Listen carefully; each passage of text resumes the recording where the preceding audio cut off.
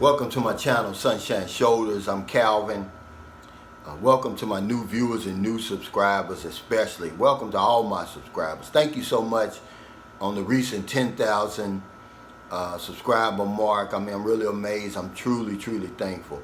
Thank you for all your help with baby Denise and their situation. Thank you for all your help with Gail and her situation.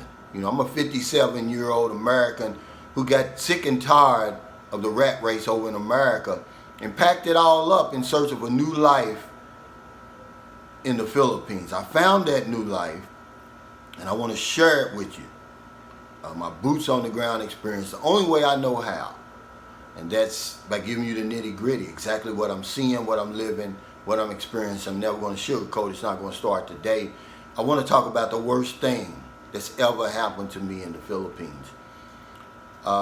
You know, this Sunshine Shoulder started back in August 2020 during the pandemic.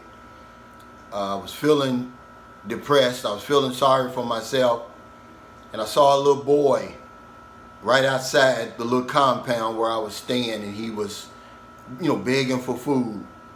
And it woke me up. It was like, you know, you don't have anything to be sorry about. You know, you got a steady income coming in. You know, your life could be a whole lot worse.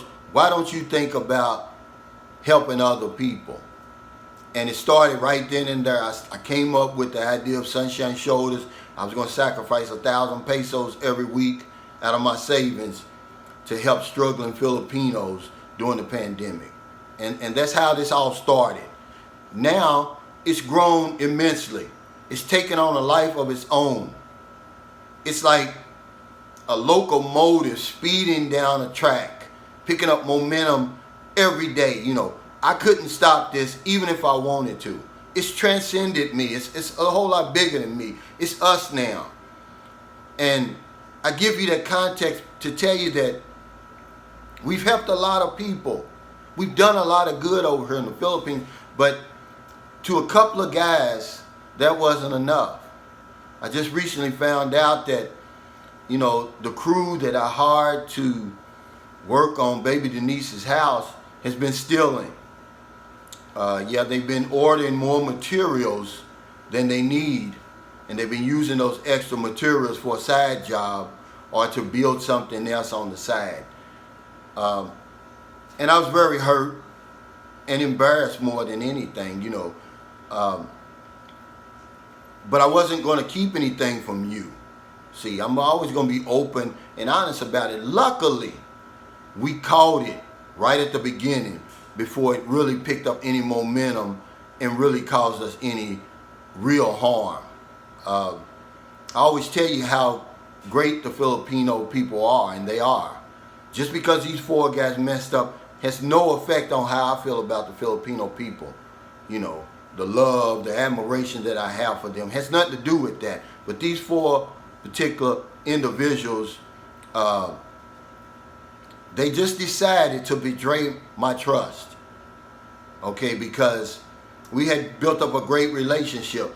They were doing such a fabulous job, and anytime I got a chance to brag on them, to boast on them, I did. And some of my subscribers said, hey, when I get over there, I want those guys to help me do blah, blah, blah. Okay? Well, you have to understand that three of these guys, they live in that house. They live in baby Denise's house. Two of them are her uncle. Well, all three of them are her uncle, really. Because two of them are Donna's brothers, and one is her brother-in-law, who's married to the sister who happens to live in that house. You know, I was beside myself when I found it out. Because, see, you have to understand that when I showed up over there about 5 weeks ago, I would say, maybe a little bit more, they were all literally starving over there. Living like savages, really. No way to find anything to eat, no way to pay the bills, no way to take care of the kids, you know. And the Spirit led me over there to help baby Denise and Donna. And so I ended up hiring these guys, giving them a job, okay, literally paying them to repair their own home. But see, that wasn't enough for them. See, it wasn't enough that I paid them every single day. See, it wasn't enough that I gave them advances, bought them beer on Fridays, bought them lunch during the week. That wasn't enough, see. It wasn't enough that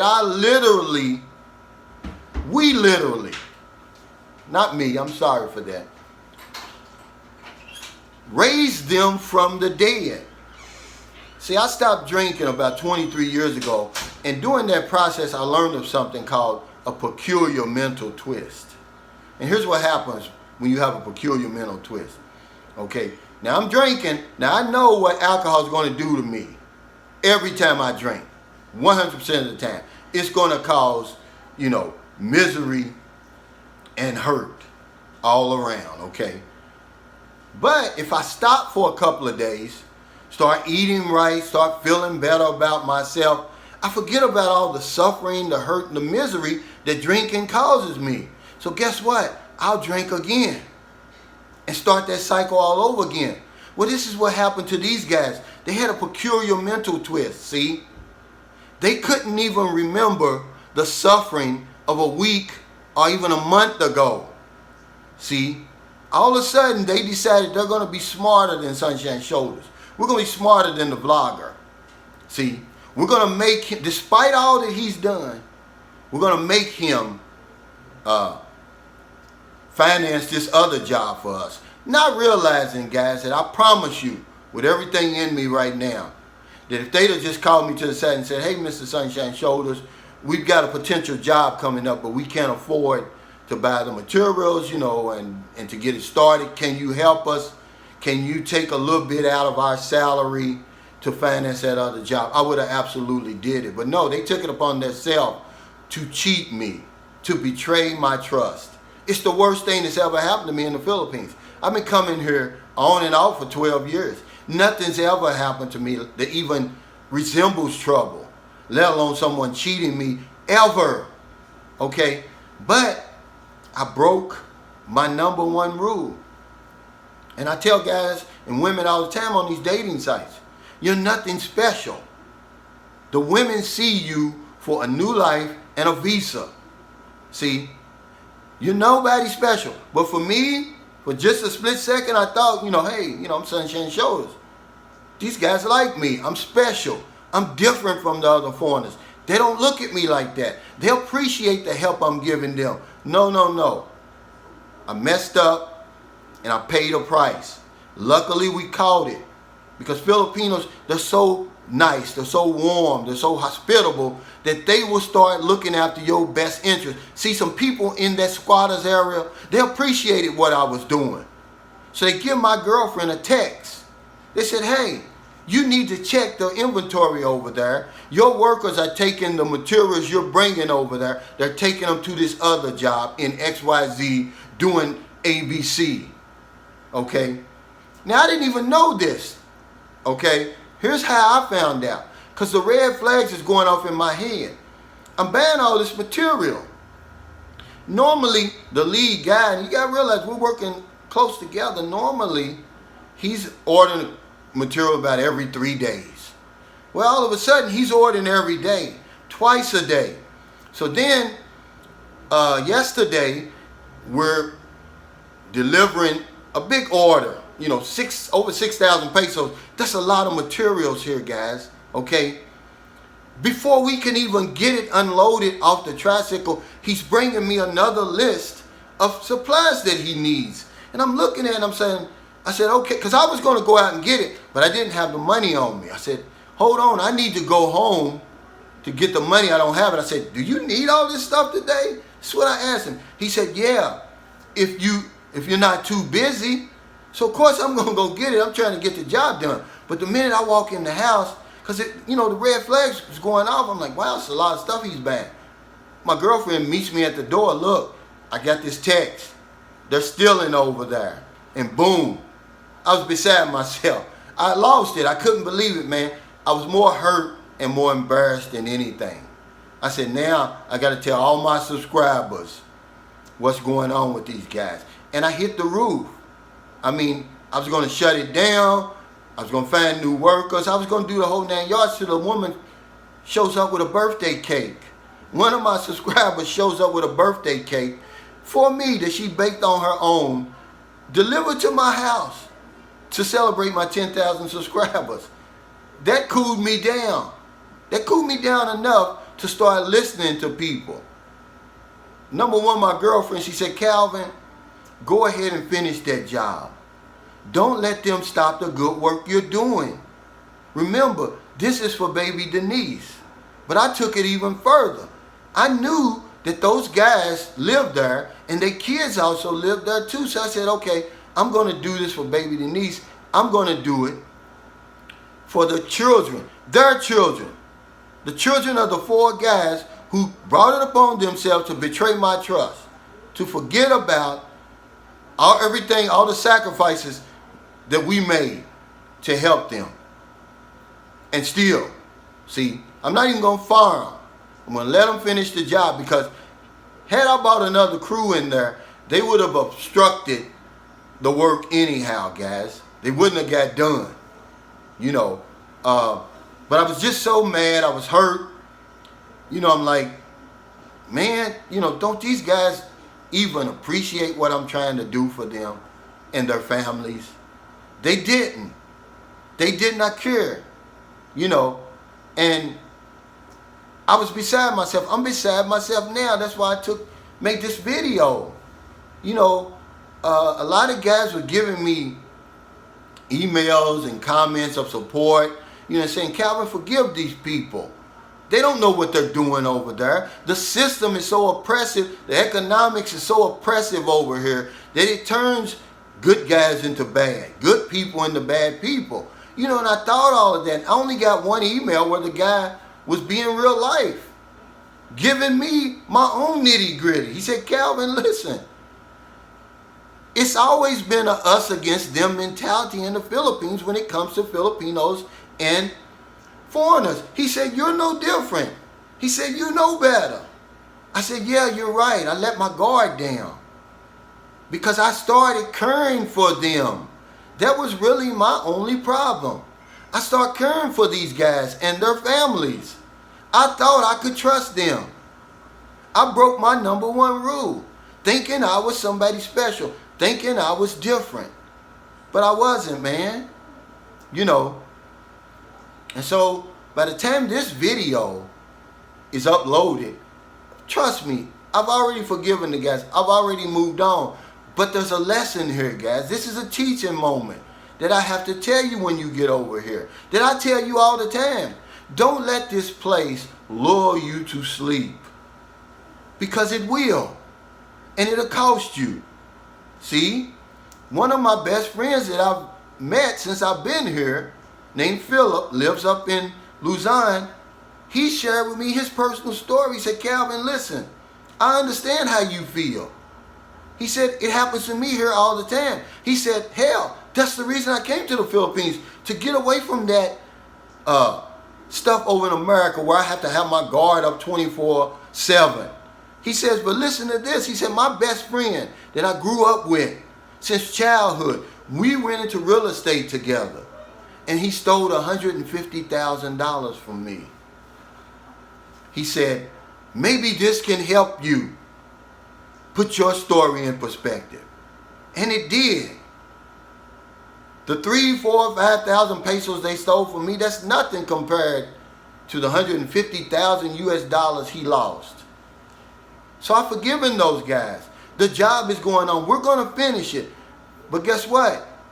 I'm not going to help them anymore. See, another guy who I consider a friend now, older gentleman, successful gentleman, says, we've been used over there too. And we always say we're not going to help anybody, but we end up helping people anyway. But here's what we do. We're careful about who we help now. See? They're careful about who they help. See? But the Sunshine Shoulders mission is this, guys. The more people I help, the more likely it is I'm going to help the right people. See? So, you know, I've got to roll the dice a lot of times over here. You know, I don't know the good guys from the bad guys. I don't know who's scamming and who's begging for real. Okay? So I got to roll the dice. I've got to rely on my instincts. I've got to let the Spirit guide me, and that's what I'm going to do. I'm not going to write off everybody. I'm not going to stop this Sunshine Shoulders thing because it's a lot bigger than me now. It's transcended me. It's us now. I couldn't stop it now if I wanted to. Remember, I said it's like a locomotive on a track, speeding down the track, you know, picking up momentum every day, man. And I can't let what 4 ungrateful, sorry, low down and ornery individuals do get in the way of what we're trying to do over here. See? So the lesson is, guys, you know, be careful who you trust over here. Be careful who you give your trust to. Smiling faces, it's a song, sometimes pretend to be your friend. See, a smile is just a frown turned upside down. The guy who I told you sent me the reality check, he said, Calvin, they always say how nice Filipinos are. He said, anybody can be nice to you when they want something from you. He said, those people, certain people over will smile in your face all the time hating you. And he had to give me a dose of my own nitty gritty, man. And I thank you for that, brother. You know who you are. I really, really appreciate it. But to those 4 guys, you're not going to get in the way of what we're doing over here. See, we're going to finish that house. We're going to help other people. Okay, we may do other houses, but we're not going to help you, okay? That little 4,000 or 5,000 that you cheated us out of us. Because we're all helping now. It's not just me. It's going to cost you maybe hundreds of thousands of pesos. See? So thank you so much. You know, this wasn't even a rant, man. I just wanted to get it off my chest to let you know, guys, that this is the worst thing that's ever happened to me over here. These people have treated me, the Filipino people have treated me about as well as I can be treated. But I'm still a foreigner over here, see? I'm still one of them. I'm not a us, I'm a them. And that's the lesson that I learned, man. It was a hard lesson. And to think just for 1 second, you know, and I cast it away. I don't even want that to enter in my mind that Donna may have known about it. I just cast that out of my thoughts. I said, surely, you know, no, I'm not even going to think about that, guys. So thank you so much for stopping by. I really, really appreciate you. And I'm sorry, you know, for this rant. But I had to get off my chest. You know, don't let your guard down over here. Don't let this place lull you to sleep or it's going to cost you. Luckily, we called it early. Okay? And I put that all on my shoulders. So if you're in America, you're already asleep. So I'm going to speak to your subconscious mind. When you wake up in the morning to go to work, to go out and get a cup of coffee, to go get a newspaper, and you see somebody on the street, buy them something to eat, buy them something to drink, give them a couple of dollars. If you're in the Philippines, despite what happened to me, okay, it's about 1 o'clock, you still have plenty of time to find somebody to help. There's no excuse. There's thousands, literally millions of people over here who need help. So find somebody to help before you go to bed tonight. Because if I don't know anything else, I know this one thing for sure. When we help other people, we help ourselves. Take care, stay safe, stay COVID free, and I'll see you next time.